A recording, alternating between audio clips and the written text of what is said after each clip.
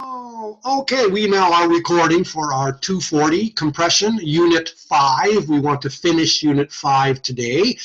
Angela has a couple of questions, so go nuts. Let's hear her. Okay, the very first one is on our notes where many bands / channels to enhance fitting flexibility. Yep. Okay, and so you were telling us, which made a lot of sense, that the bottom 4 bands are channel 1 and the top 3 bands are channel 2. That was on that particular hearing aid, yeah, on the Oticon Digifocus, yep, way back in 1997. Okay, yep. So the bottom 4 bands, which are channel 1, is that the high hertz? Nope, the bottom 4 are always the low. Okay, go to your notes. You've got me all confused. It may be a typo. Let me see here. Okay, thank you. Okay, we are now, can you see my screen? I sure can. See Okay. right there where it says first 3 comprised of the low H. Yep, low frequency channel, and the next ones comprise the high frequency channel. Okay, so the bottom 4. Here, it's a lot like this. Here, I'll show you.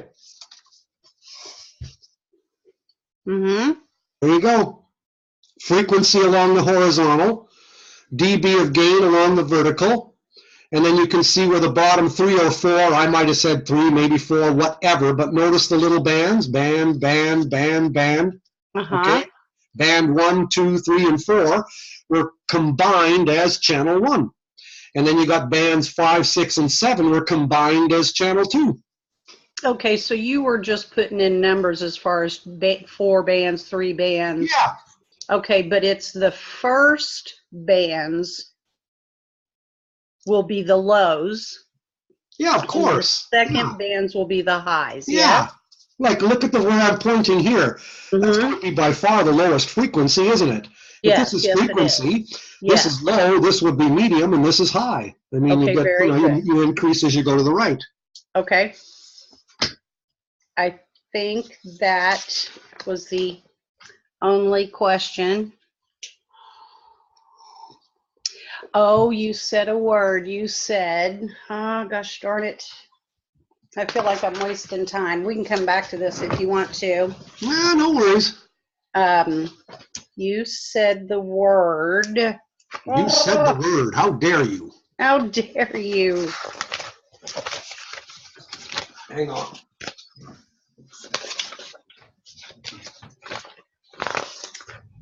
Okay. Okay, well, it's not there. I don't think it's that important because I couldn't find it on the notes, and you told us not to worry about sampling rate and quantity. No, don't worry about that at all. No, okay. Don't care. Okay, let's continue where we were on our Unit 5. And right where we were, we went down to the bottom of page 1, and then we started out on Bernofon's Symbio, which was called a channel-free hearing aid. And I believe last week we went through digital features and we got through automatic feedback reduction. We got up to this point right here. Yes. Okay? That's as far as we got. What we're doing today is we're going to complete this particular unit, and we'll talk about compression combinations in digital hearing aids. Linear, output limiting, WDRC, etc., all done by way of programming software. Note it's italicized, not hardware wiring inside the hearing aid. Unlike analog, which said, oh, this wire is connected to that wire, and this wire is connected to this in the big circuit when you opened up the hearing aid and you looked at the circuit. Analog, everything depends on how the circuit is hooked up. With digital, it's math. Everything is math. Okay? So you've got a microphone is analog, a receiver is analog. But between those, you've got an A to D converter, analog to digital converter, and then you got your digital signal processor in the center, and then you have your D to A converter, your digital back to analog converter. So instead of changing sound into electricity back into sound, you're doing sound into electricity into digits into electricity back into sound. So with that kind of a setup, you can do anything you want at Alice's Restaurant. You can combine compression types. So let's look at how they did it. And how they do it, I should say. So looking here, looky here. Oh, isn't that special? Okay, so look at this. Digital hearing aids and compression. Typical input-output function, as you have seen in countless other units in this course. Okay? Input along the horizontal, output along the vertical. And you got your linear gain 1-to-1. Or you might have 2-to-1 compression, WDRC, or blah, blah, blah, this kind of stuff, right? Okay, we studied this. Here's your knee point. Here's your ratio. Good. Remember when we finished off analog hearing aids 2 weeks ago, and we said, oh, but you can also hinge the knee points from here going backward. So not only you can do this, but people started to do this. And they did this in order to imitate this. Okay, you're trying to restore normal loudness growth. So here for loud inputs, the hearing aid's amplifying by whatever, but you can increase, look at this, so now 4-to-1 compression has increased gain. It's exactly back-asswards from here.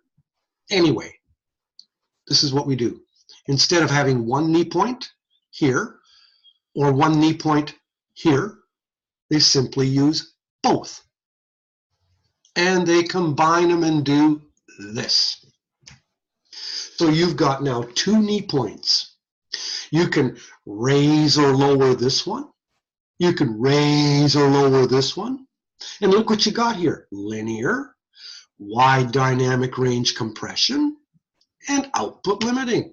You got them all. You have a high knee point, high compression ratio. You have a low knee point, low compression ratio. And you have linear gain below that. So you've got like a barn roof. You've got an input-output function that has 2 knee points. And you can raise or lower these knee points at will and do what you want with them. Now, I'll be kind, or I'm not me being kind, I'll just be honest. You and I are not sitting there doing this with our software, okay? This is all happening under the scenes. This is all happening if you peel the veneer off and you look underneath and you go, oh my God, close it back up again, okay? You and I are mostly adjusting the gain and channels on the hearing aid.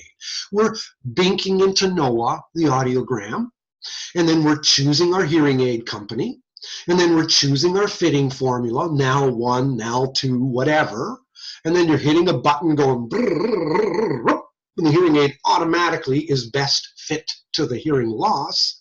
But underneath the scenes, what's taking place is this in each channel. Okay, so that's why you can't just go around instantly fitting using these. We'd go nuts. It's way too busy. I see a hand. Yes, sir. So didn't you tell us at one point never to adjust the knee points unless told to by... No, I said never adjust the attack release times. Attack release times. Yeah, don't mess with those. Okay. No, never do. Okay. You don't want to mess with those puppies. Leave them alone. But you can. A lot of people don't do this. I mean, I don't sit there messing around with this. No way, Jose. I leave it.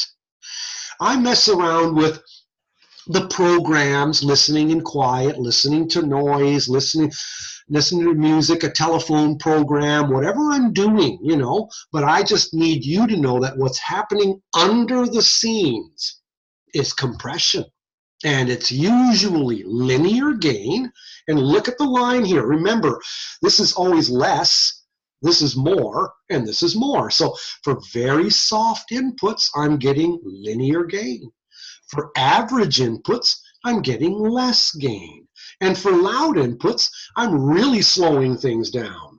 Okay, so I'm using output limiting compression in the red, WDRC in the blue, and it's just a combination of the 2 main compressions that we've studied in previous units. So when we look at our notes here, we'll just scroll down. Where have we come here?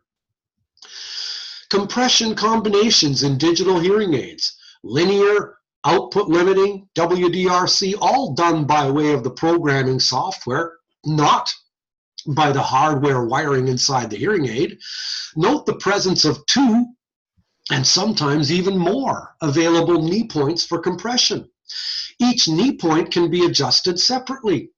I can adjust the leftmost one, I can adjust the rightmost one, and you can see that what would happen here, if we did this, if I adjusted, let's look at what happens when we mess around with this knee point, okay?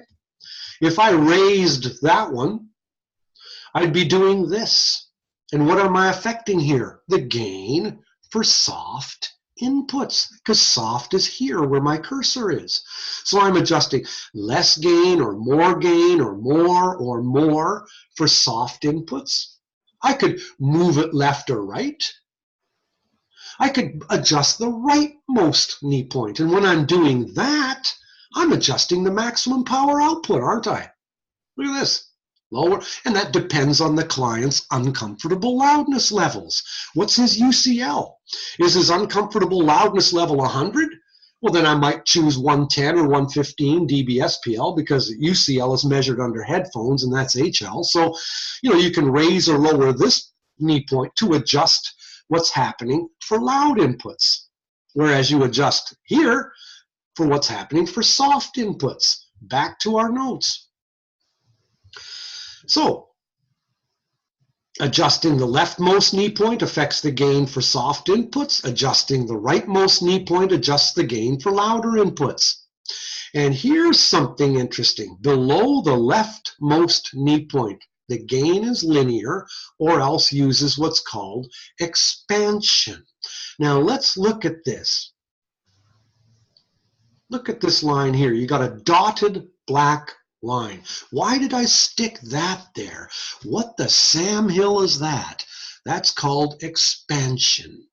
Notice when you're looking at this barn roof, the green is at a 45-degree angle, and then this is your knee point, and you've got like 2-to-1 compression, a second knee point, and maybe like 10-to-1 compression. But here, which hill would you rather climb? The green one or the dotted one? I'd rather climb the green one. Look at how steep this is. Now that's called expansion. And expansion is the final thing that we will cover in this unit. And we'll talk about it in just a moment. But expansion is used for very soft inputs. And it's done on purpose, and I'll explain it to you later, but expansion literally is the opposite of compression. Compression is less gain, expansion is more gain. And you're thinking, oh boy, what's he talking about? We'll get there.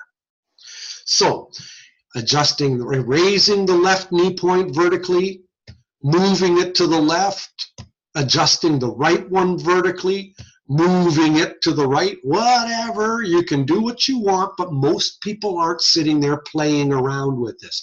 This is what's happening under the scenes as you are changing what's going on in the frequency response. We mostly mess around with the frequency response. If I was to show you, it's this.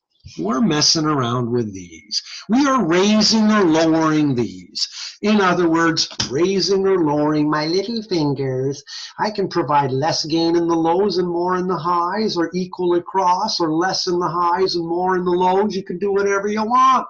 Okay, so basically, that's what you're doing when you're changing the gain. But when you are doing that, you're messing around with stuff underneath that looks like all of this. Okay?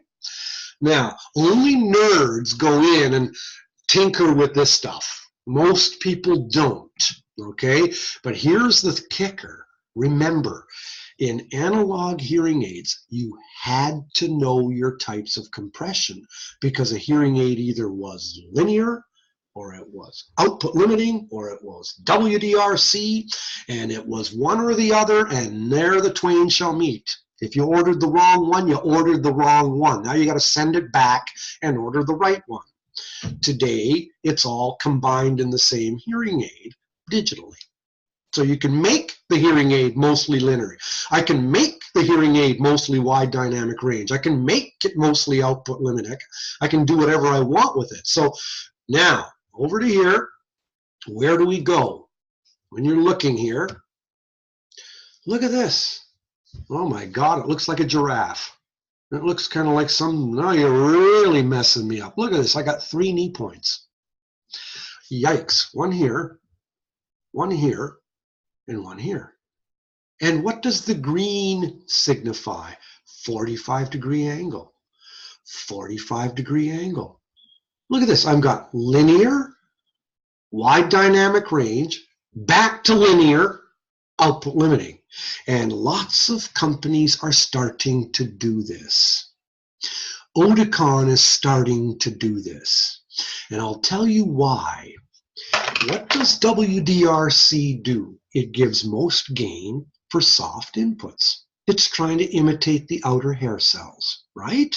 It's the little old lady that sees the stop sign way down the road and slowly reduces the gain, pissing off everyone behind her. Okay? Opposite to output limiting compression, which is the kid in his dad's car speeding down the road and then slams on the brakes. That's output limiting. Wide dynamic range compression gives maximum gain to soft inputs and then progressively less and less and less. So, that being the case, here's a typical complaint. I hear people talking at tables further away than I hear the person right across the table from me. That's a common complaint you're going to hear. And that's from a client wearing WDRC. Why is it picking up people from tables further away? Because they're softer. People further away are softer. People close up are louder. And WDRC applies maximum gain to soft inputs. So it's going to amplify distant voices more than it amplifies the voice you want to hear 3 feet away from you. Okay? Your heart's in the right place. You're trying to imitate the outer hair cells that are now gone. You think you're doing the right thing, but the client isn't happy with that. So here's what they do. They're saying, okay, linear gain for soft inputs, WDRC. Now look at the numbers between 25 and 65 decibels, SPL. And then between 65 to 80, back to linear gain again.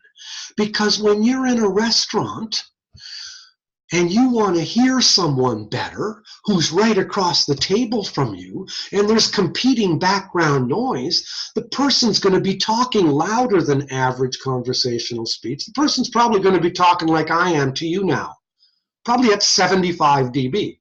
Because he's competing with the background noise. And so you don't want that to be given less amplification. You want to give back that amplification so you can hear that guy across the table from you. And that is why many hearing aid companies today are giving a second belt of linear gain to slightly louder than average inputs. They're doing that to counteract the complaint of I hear people further away better than I hear people close up. Okay? And that is a very common complaint with typical WDRC all by itself. So now what people have done is add a little bit of linear gain again.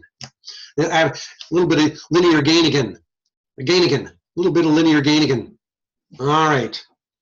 Had enough? How'd you like more? Okay, here we go. So you've seen compressione. Let's look at expansion. Now expansion is the opposite. Now expansion is doing something here.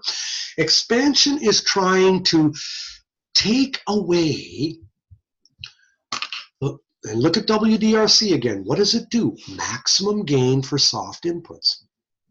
Well, if nobody's talking, it's giving maximum gain. Ambient room noise. It's working its ass off because this input is soft.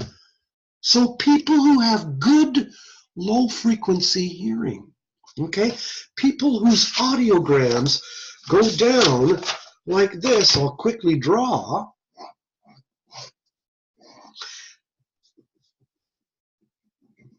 People whose audiograms are going down like this, who have good low frequency hearing, in dead quiet, they hear the internal noise of the hearing aid because it's working its ass off in quiet.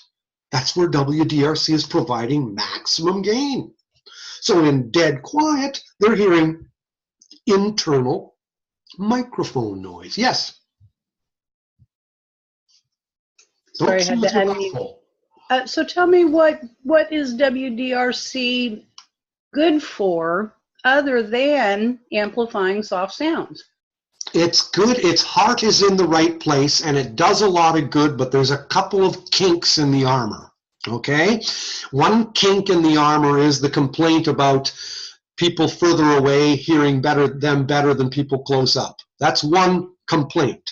So we deal with that one, with that second beat area of linear gain that I just showed you. Another chink in the armor of WDRC, and it's not perfect, it's a good compression, it just has a couple of problems, that's all. And the second problem of WDRC is it amplifies a little bit too much sometimes soft inputs, especially for the person who has good low frequency hearing. This guy, because he's got good low frequency hearing, he might complain about hearing internal mic noise of the hearing aid. Why? Because the hearing aid is working the hardest in quiet. So, and once again, your heart is on your sleeve. You're doing your best, but there's a couple of, even though you're trying to do your best, there's a couple of things that we've got to figure out and fix. So one of them is that little addition of linear gain for moderate to slightly louder than moderate inputs to overcome the complaint of hearing people better at tables further away, better than the guy across the table. Okay, that's one. Here now we're addressing the second one. And now I'm going to ask you to take a little Zen pill, take a chill pill. We're going to be looking at graphs, and I'll just say FNO, freak not out, okay? All right, just so you know, here we go. So let's take a peek here. Share screen, we're looking at expansion. Now when you're looking at expansion, that's why I said take a chill pill, okay? Here's a graph, input, output. Now look at the white dotted line. Typical WDRC, typical, you're linear, linear gain, linear gain, linear gain for what? Soft inputs, nothing new there. That's what WDRC is. Low knee point, low ratio. So the dashed line, okay, that's WDRC typical left by itself, left to its own devices. And I'm just giving you an example here of a WDRC hearing aid that's giving 40 dB of gain. 0 in, 40 out. 20 in, 60 out, 40 in, 80 out. And then a low degree of compression. You went from 40 to 60, your input went up, and your output only went from 80 to 90. So that's a 2-to-1 compression. Nothing new there. All this is old hat. What's new is the yellow. What's new is expansion. So this is here, that's typical WDRC, nothing's changed. It's here. What the hell is happening here? Well, let the graph talk to you, okay? Don't do anything but let the graph talk. That's why I said take a Zen or a chill pill. What you do when you're doing expansion, 0 in is 0 out. 10 in is 20 out. 20 in is 40 out. 30 in is 60 out. 40 in, now you're at the knee point, and now everything is normal. So let's read what I just said to you. Let's move away from here and look at the writing on the top left. Okay? Start at the bottom. 0 input, 0 output. What's my gain? Diddly. Okay, here, 0 in, 0 out. That's this bottom sentence. Look at the next sentence, 10 input. Okay, 10 input, look where my cursor is. Go to the yellow line, 20 output. 10 in, 20 out, my gain is 10. Okay, let's go to the third sentence. 20 in is 40 out. 20 in is 40 out. My gain must be 20. 30 in is 60 out. 30 in is 60 out. My gain must be 30. And now 40 in, over the left, 80 out. Hear this sentence. Now my gain's 40. Keep going now. 50 in is going to be 85 out. That's a gain of 35. My gain seems like it's going down again. And then 60 in,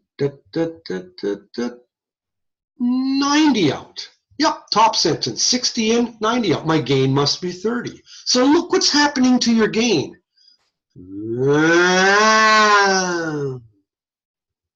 Okay, you're getting most gain at and only at the knee point of compression. So you're getting maximum gain for soft inputs like 40, less gain for louder inputs, but once again, less gain for softer inputs. And look at this. You go below 40, look at what's happening to my gain. 30, 20, 10, 0.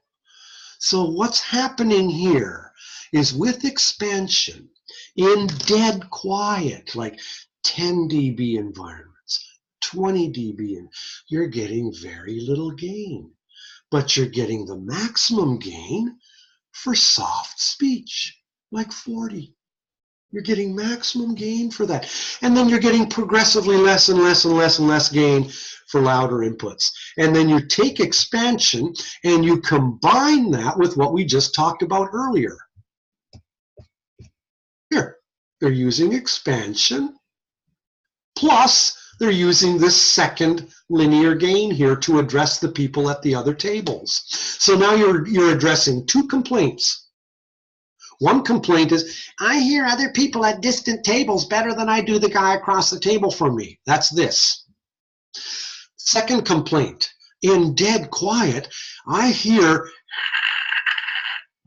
that's because the hearing aid is working its ass off and it's amplifying internal mic noise. And who has that complaint?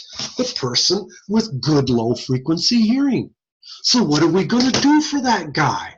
We're going to provide something called expansion. And there it is. That's what you're doing. And when you use expansion like that, if I go to this picture here, I'm just continuing it down, down, down. That's why this looks a little bit different than this here. All I'm doing is continuing this line going down, down, till it meets this vertical axis. That's all I was doing here. Okay? Here's another way of telling the very same story. I'll just there's nothing new here.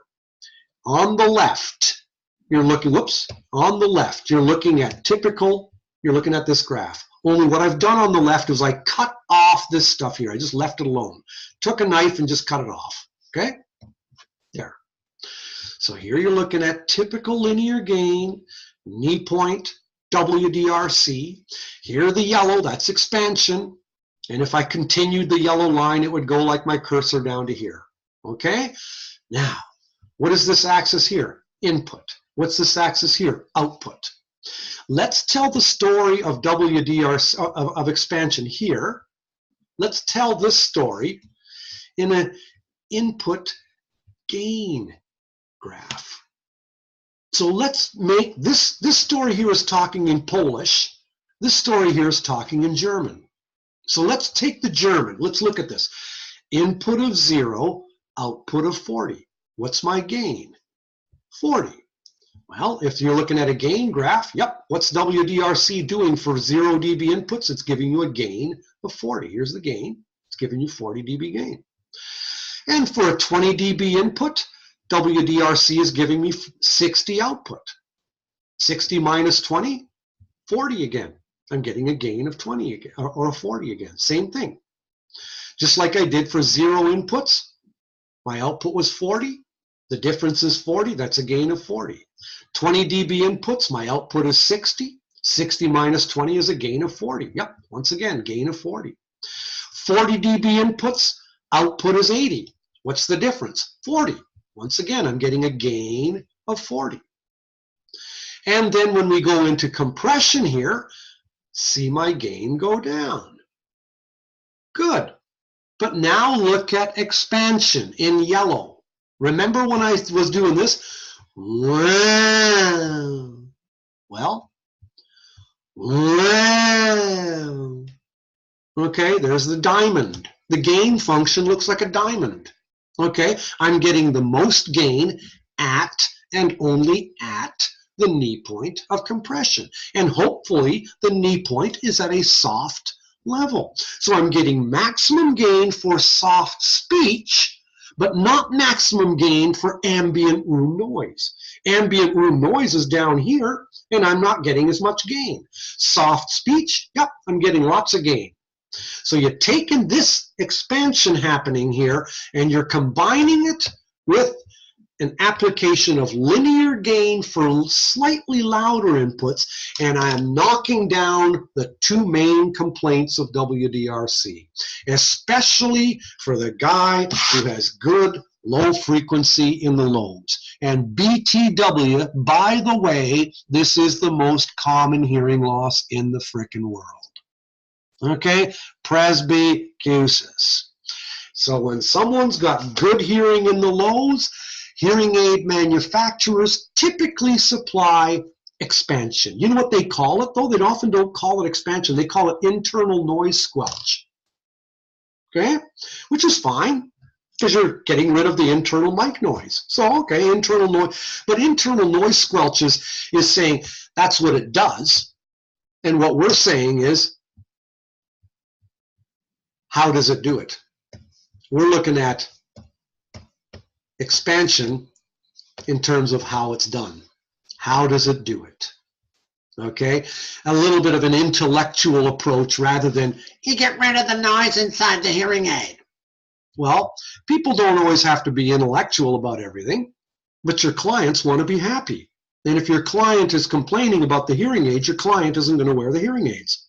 So you want to answer and address common clinical complaints in hearing aids. One of them is hearing people at distant tables better than the guy close up. What's the answer to that? Application of a second bit of linear gain for what inputs? Slightly louder than average inputs. Why? Because in a busy restaurant, the person sitting a yard away from you is going to be talking at a slightly louder than average level, because his voice is competing with the background noise. So if average speech is 65, he's probably going to be talking at about 75. And what's happening here? You're getting linear gain for 75 decibel inputs. Told ya. Okay? And the second complaint of common in WDRC is maximum gain in dead quiet. How is that addressed? By the use of expansion. And expansion is very easy for hearing aid companies to implement. It's easy peasy, Japanesey. I'd love to be able to advance, and so we do. The benefits of expansion: reduces microphone noise in quiet, addresses noise complaint of typical WDRC, and it does this stuff with no extra drain from the battery. Many companies call it internal noise squelch, but we know it to be expansion. And if you were really to look at how would you write the input-output ratio of expansion, just for fun, I'm just going to bug you. If you're going over here, let's look at expansion here. Let's go to the next slide. Look at this. If this is 2-to-1 and the white dashed is 1-to-1, what do you think the yellow might be? It might be 1-to-2. For every let's say 10, or for every 1 decibel input increase, I'm getting a 2 decibel increase for the outputs. It's kind of like, whoa, well, how does that serve? I don't really know. All I do is shut up and let the graph tell the story. Back to here. Look at the line and don't freak. Where's my cursor? I keep losing my cursor. I'm having a hard time. There it is. Come here, guy. There's the cursor. Just found me. It's turned into a different color now, my cursor. I can't see every time I bring it over here. Oh, there it is. There, it's come back. So 0 in, 0 out. Just make your things meet the yellow line. 10, that's halfway between 0 and 20. 20 out. 20 in, 40 out. 30 in, 60 out. 40 in, 80 out. 50 in, 85 out. 60 in, 90 out. I guess that must be happening. And all I did was write down on the top left what we are visualizing on the right. So the expansion will often have an input-output function that's the opposite of compression. Instead of 2 to 1, it might be 1 to 2. But oh well, that's how it works. Let's go to our notes here. And let's see, where are we here? Oops, get out of that. Look at our notes. And then we can take this unit home. Okay, read with me. Okay, interesting phenomenon lately. Presence of linear gain just below the rightmost knee point for moderate to slightly louder inputs. That sentence right here, put a star by it, because that sentence is talking about this picture. That sentence is talking about this picture right here. Back to your notes. Purpose is to address complaints that straight WDRC does not amplify speech quite enough.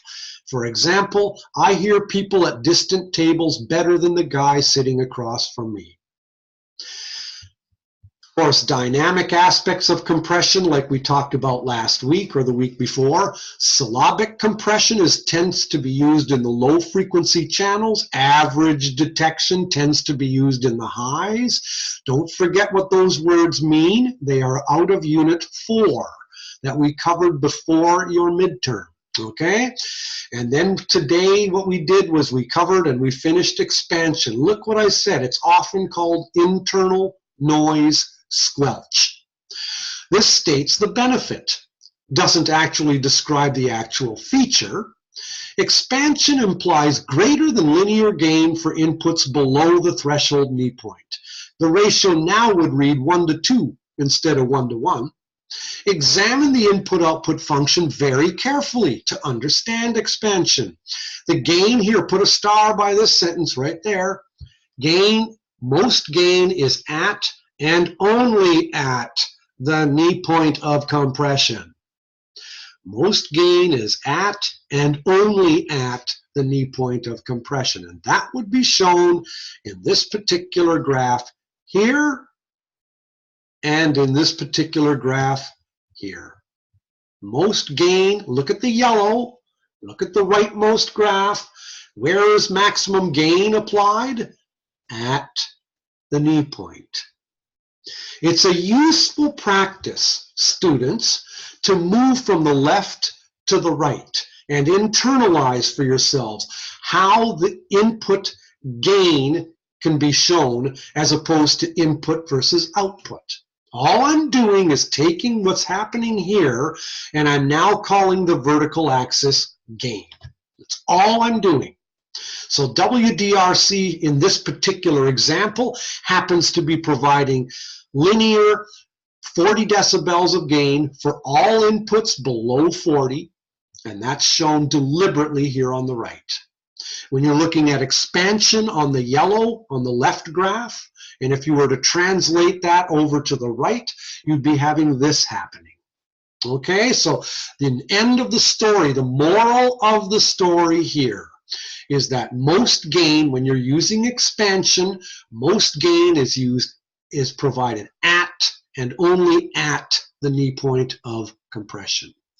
So expansion is especially useful, not for everybody, but it's especially useful for people who have good low frequency hearing. Why? Because WDRC, having its heart in the right place, is trying desperately to imitate outer hair cells, and in so doing, it might be giving too much amplification to very, very soft inputs like ambient room noise. And when you're doing that, you might get too much noise as well as internal mic noise of the hearing aid. And that's why they called it internal noise squelch. Recall, complaint of WDRC is too much noise and quiet, because WDRC provides most gain for soft inputs. It's trying to imitate those outer hair cells. With greater gain, inherent internal mic noise and amplifier noise becomes amplified too. Put a star by this sentence right here, the one that's grayed out. This is it. Okay? This can be audible to the listener who has good low frequency hearing. Expansion there reduces the gain for these very soft inputs, which reduces the gain for the microphone noise floor. You use expansion along with WDRC. You never use expansion with output limiting compression. Expansion is used at very soft inputs, and it's of benefit for the client with mild to moderate sloping hearing loss. Now, Angela, your question. Yes. We're not sharing screen on the notes. I just wanted to make sure you wanted a star by the sentence. Oh, okay. Hang on here. Okay, hang on. You see the notes now? Yes. Good. Okay. Let's make sure we get those stars in the right place. Here we go. I've got one there at most gain. Yeah, with great gain, inherent internal microphone noise and amplifier noise becomes amplified as well. Okay. That's what's grayed out right there. Okay? Sounds this good. can be audible to the listener who has relatively good low frequency hearing. So expansion reduces the gain for these really soft inputs, which also then reduces the gain for the microphone noise floor. You use expansion along with WDRC for client with mild to moderate sloping loss. And at the very tail end of our coverage today, this brings us to the end of Unit 5, digital solutions for two problems. There you go. This is a summary of what we've been talking about this entire time. Okay? I hear people at distant tables better than the guy across from me. The analog hearing aid solution was to raise the TK, thus decreasing the gain for soft inputs. And then you'd increase the overall volume with the volume control. It's an imperfect solution, but at least it changed the amount of gain for soft versus louder inputs. Digital hearing aids don't have to resort to that. Digital hearing aids use linear gain for moderate to slightly louder inputs. Put a star by that sentence. Okay? In other words, that sentence is talking about this. Right where what I'm circling here. Then we go back to our notes.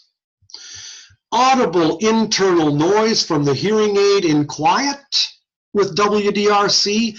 Analog hearing aids, the solution was once again to increase the threshold knee point and thus reduce the gain for soft inputs. Imperfect solution, as maximum gain is no longer given to soft inputs. Today, we use expansion. Okay, so expansion and the use of linear gain for moderate to slightly louder than moderate inputs. That would be the end of today.